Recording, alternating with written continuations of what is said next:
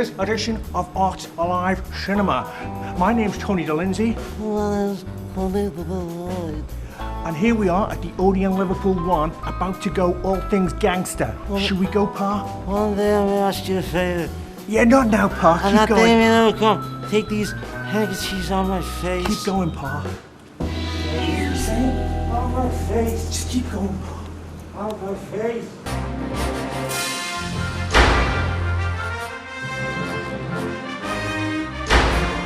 Each week we bring you all of the latest film news. From interviews with filmmakers and actors to the new cinema releases.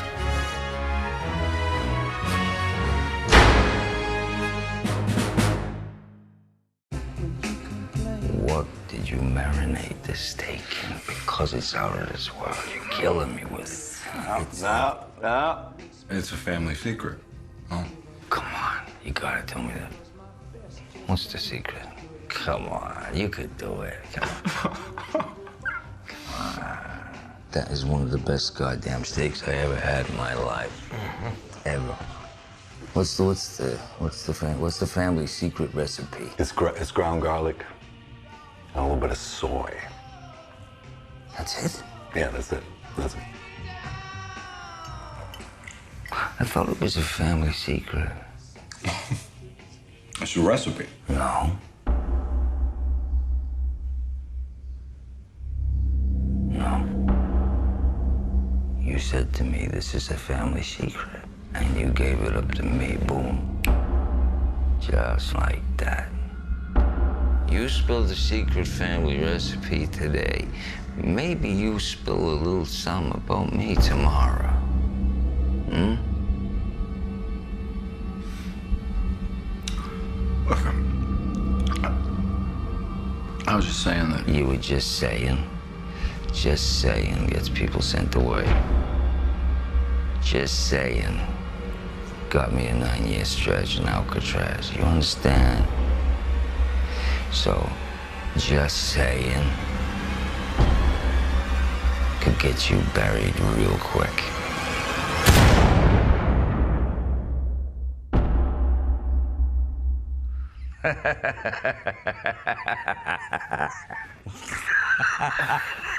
Look at his face. So, Okay, that's his Black Mass. What do you think of that?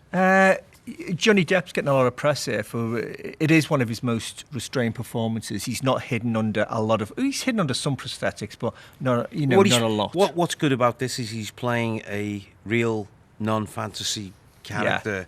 Whitey Bulger. James Whitey Bulger. James Whitey Bulger was a notorious Irish gangster In Boston in the 80s. Yeah. What was it? He was headed the Winter Hill gang. That's right. Now, Notorious. the twist behind this story, and it's hard to believe, but he was actually protected by the FBI because they used him as an informer to get the lowdown on the underworld. And so basically he went wild. He just continued on in his reign of terror. Well, he crime. used the FBI as protection. Absolutely. Which is really what the crux of the film is about, isn't it? Getting in bed with the devil, really. Indeed. And what happens And during that. his FBI handler, John Connolly, was an old childhood friend. And in the film, he's played by Joel The Edgerton. great Joel Edgerton. Writer and director of The Gift. Absolutely. Brilliant. Now, I have to say, I think this is Joel's film. Well, he's the most rounded character. I think Depp is the most striking. Oh, it's a great performance by Depp, don't get me wrong, but Edgerton's performance is true to has form. the most He's character excellent. information where you can draw a truly fully rounded character. Yeah. Despite the great performance by Johnny Depp. Yeah, I mean, you there's see no real background depth but to you it. see in Edgerton's character, John Connolly, you see his home life and how his home life impacts on his Absolutely. professional life. This is a guy who's sold his soul to the devil, and all his chickens do come home to roost. It's a frightening story. It's a compelling story.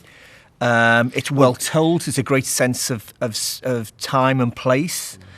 Boston, the 1980s. That looks, the production design is absolutely amazing. But there's a sense to me that this is kind of the going over old Scorsese territory. Do you agree? Yeah, I do. I know what you're saying. It's got that.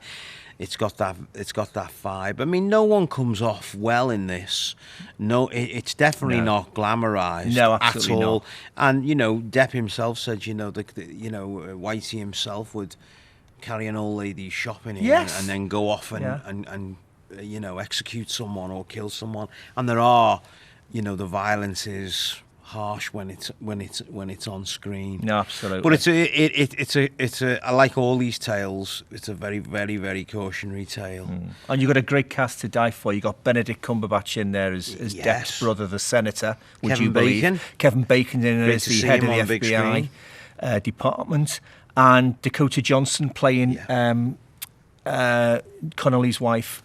Really nice, really the dining room scene where The Whitey wife comes saved over. him, didn't he? Yeah, in the end? absolutely. Yeah. Absolutely. But no, it's definitely one to see. I'd put it on your playlist. And if you love gangster films, if you like the whole mob film, and you're a Johnny Depp fan, then this you really can't is ask for one anything more. for you. If he gives me his word, he will keep it.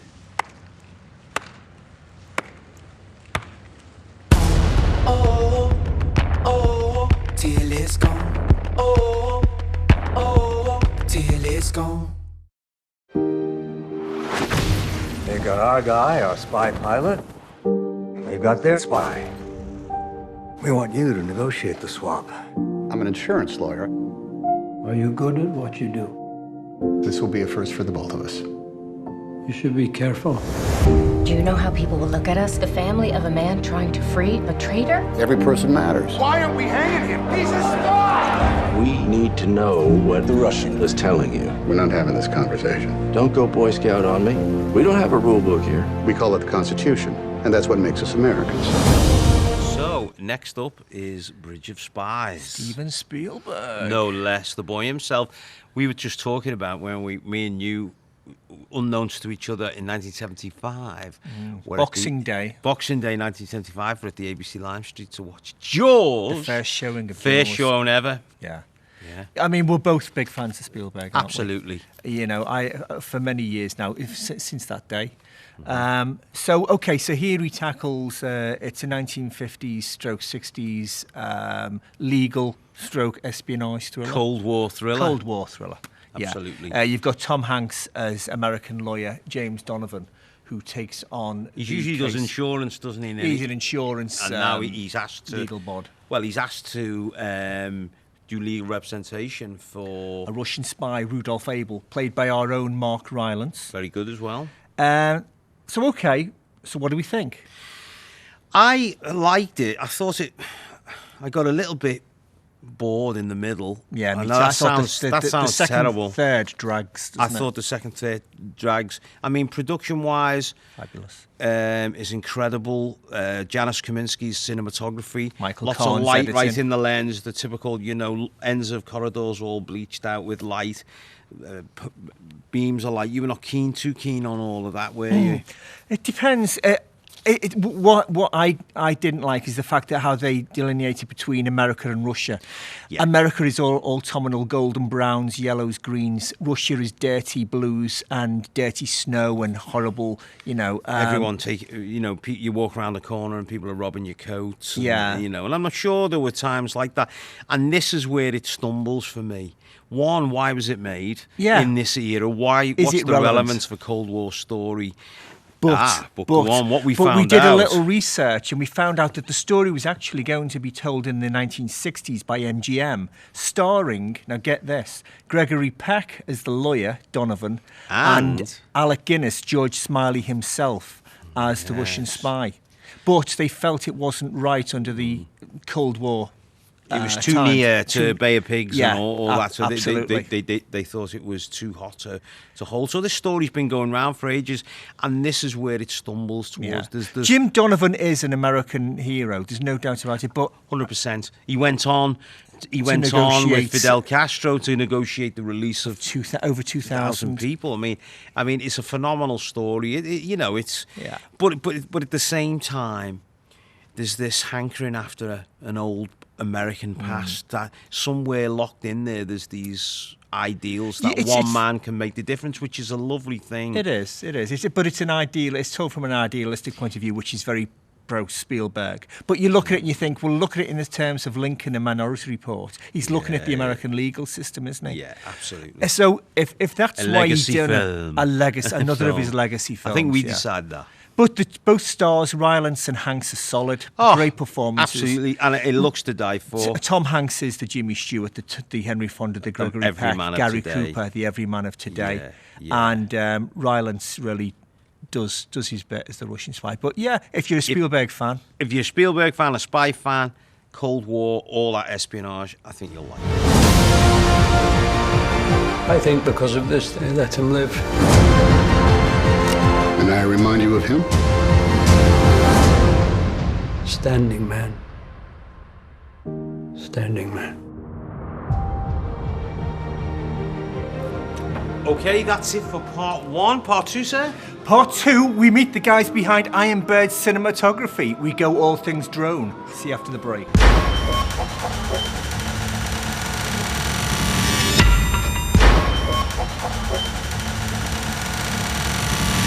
Hello, welcome back to part 2. Now, interview time. Earlier this week, we went behind the scenes with the guys at Ironbird Cinematography. Take a look at this. Okay, so here we are talking to Alec, Caton and Rob Tilley about their company, Ironbird Cinematography. Guys, tell us something about it. What does it involve? It involves flying drones around with cameras underneath them. Okay, a drone. What is a drone? Okay, so it's a remote-controlled system that carries a payload, which is, in our case, a camera that's on a stabilised gimbal. Has a remote feed, so our clients can use our system and our services to film that shot that they've never been able to film before. So it gives it a kind of omnipresent view over the whole set, doesn't it? God's eye. It can. Yeah, that's been used for that a few times. Yeah, it gives a different energy to the sort of shots that you can produce. And when you're saying you can attach different cameras, are you talking digital and film? Have you had film? Never been asked to do film, mainly because sort of the time involved, right? And from a digital perspective, digital has sort of taken over, especially sort of television and drama.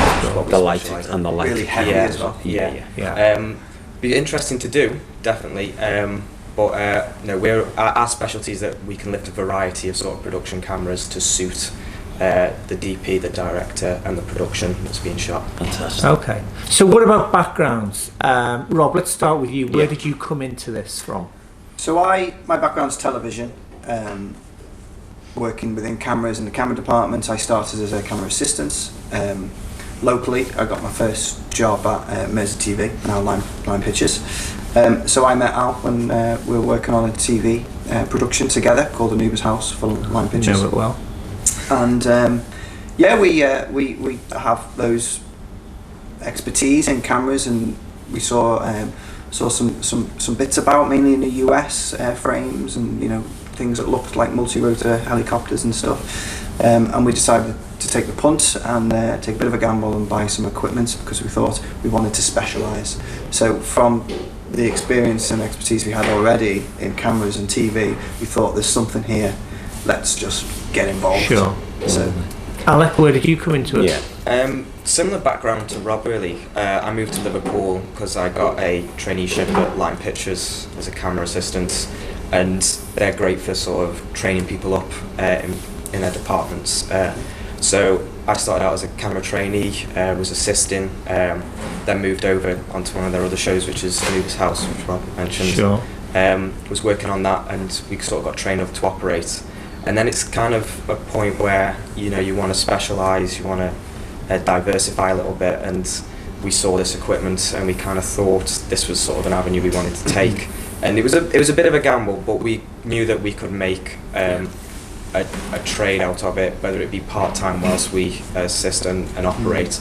But it kind of, there's been a bit of a sort of drone boom, so to speak. The technology sort of expanded, and there's a lot of interest. And so we've just sort of gone with it. So what's the ratio of job skills? Do you split that between yourselves? How do you do it?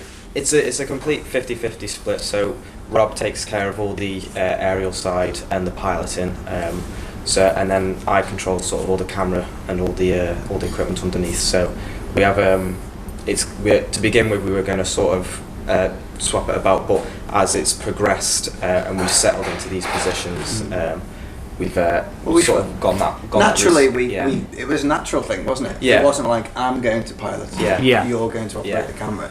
He's a much better pilot. We were both camera lads. Not my words. So, yeah, it was just a natural thing. We both flew it, didn't we, to begin with, when we were trialing out and testing it.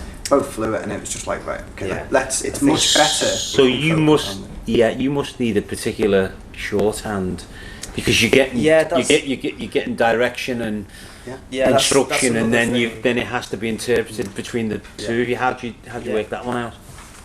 It's funny.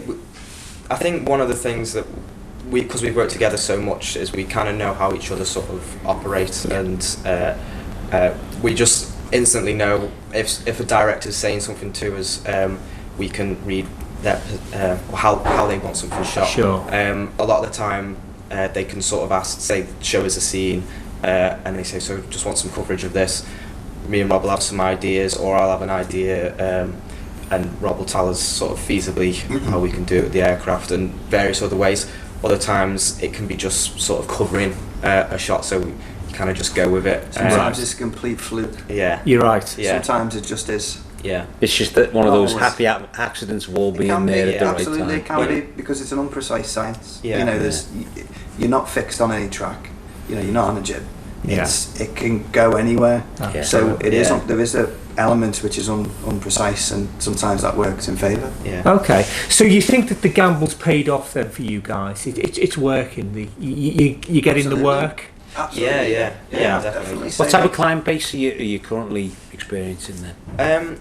Well, it's funny, we've been saying this. We're in our sort of nearly in our third year of operating now, and this year has been very specific towards television drama and sort of film-based production, purely because that's our background. So our name sort of circulated there already, and our kind of reputation. We've sort of got a bit of a specific niche that will. Instead of being sort of very wide aerial shots, we've got down into sort of mixing that with sort of crane and steady cam shots. Well, I've seen your show reel, and it really is impressive. It really is. Tell us about some of the more difficult or unusual shots you've had to accomplish. Okay. So one for me stands out is you will have seen it at the start of our latest show reel. Right. So that was for BBC's Father Brown. And what was asked of us was to follow our lead artist as he goes up a bridge, but in doing so we need to spin around the front of the train and establish that we're in a train station, and then come up top of the bridge to see him. So it's a bit of it's like an S move with a jib up over the top of the bridge. What was precise about it is we had to start with him on a bike, and then he goes up 2 sets of stairs, and we have to meet him and see his face as we come across the top. So whenever there's timing involved, that's really difficult, because you've got an element that's flying around, and you've also got an artist which can do a different thing every time. So, and again, we'll see marks. So unless the budget can paint out marks, there's no marks to be hit. Right. So that was difficult. But also on top of that, for that particular shot, we've got a train which the engine is on, so it's loud. That's something you don't always think about, but just having noise, I might not be able to hear it. Was this in period? So steam. Yeah.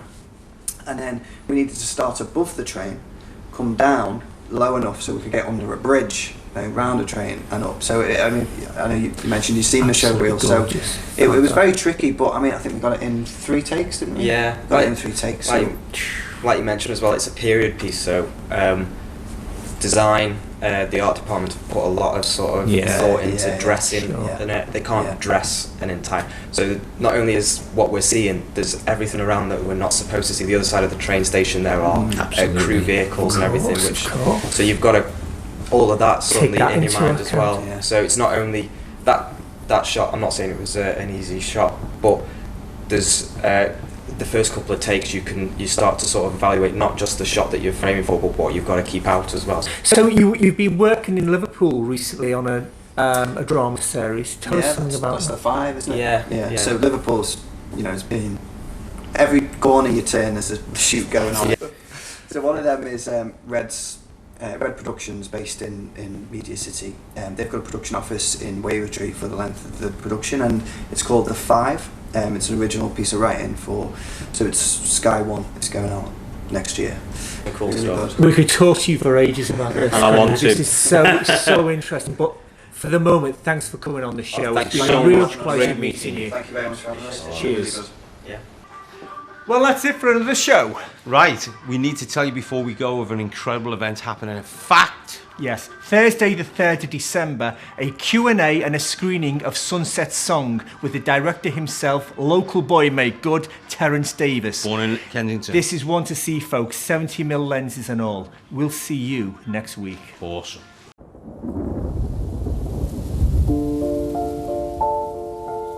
In all of the days to come, her heart would beat in this land, and she would be content. Didn't he let father make a damn slave of you? You're my flesh and blood, and I can do with you what I will.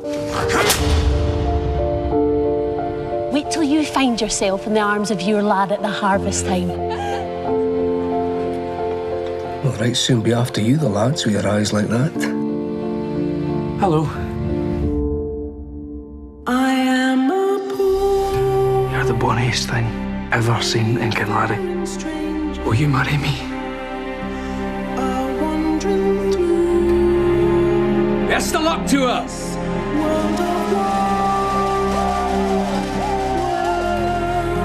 I only pray you don't come to disaster. Ill blood breeds ill. There's a war with Germany! If we don't volunteer, they'll make us go anyway. They're saying you're cowards. It's a lie! They don't take folk who farm their own land. When the time comes, there's no one can stand and help you. He's enlisted, gone to fight. I know what I want from you. I am not frightened of you! There are lovely things in the world, lovely that do not endure, and the lovelier for that.